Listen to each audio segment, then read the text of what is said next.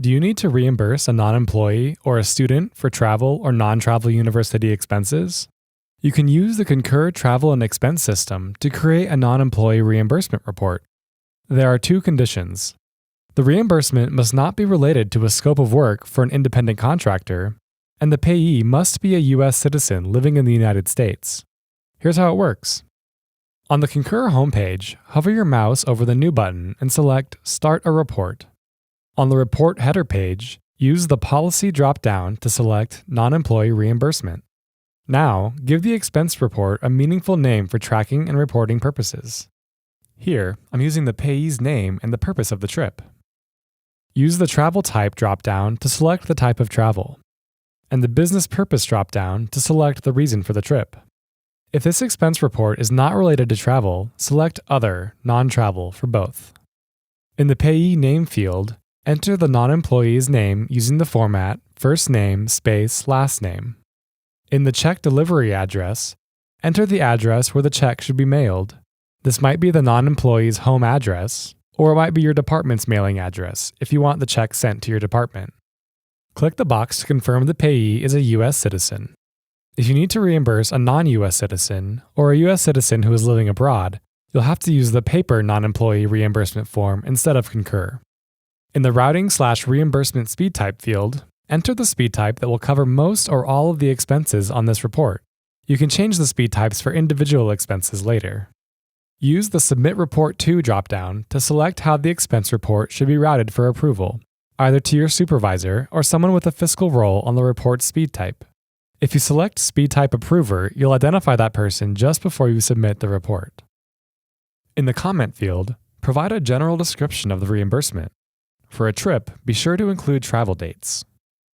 If questions about this report should be addressed to someone other than you, identify that person in the Alternate Employee Contact field. Otherwise, leave this field blank. Click Next to save the report header.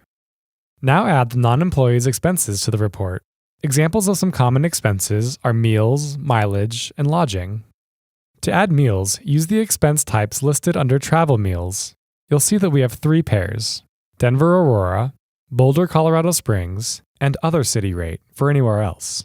The 2 Colorado expense types include the maximum dollar amount in the expense type's name.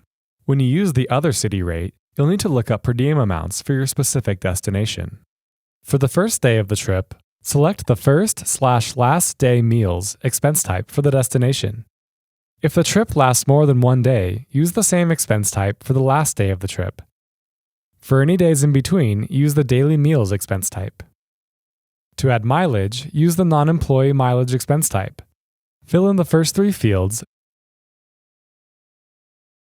then use the mileage calculator. For non-employees, don't deduct a commute. To add lodging, use the non-employee lodging expense type for room rates and related taxes. If there are non-lodging charges on the hotel folio, subtract them before entering the lodging amount. For non-employees, you don't need to itemize lodging rates and tax. If any of the non-lodging charges should be reimbursed, enter them as a separate expense type. Remember that room service and other meal charges are covered through the Travel Meals expense types. Remember to attach an itemized receipt for any expense over $75 and for any official function expense regardless of dollar amount. You don't need receipts for travel meal expenses. Now add any other appropriate expenses to the report. We recommend that you review the report before submitting. Click Print/Email and then CU Detailed Report. When you're ready to submit, click Submit Report. If you selected Speed Type Approval Routing on the report header, you'll be able to select the specific approver now. For more videos and answers to your questions, visit the FinPro Help Desk website.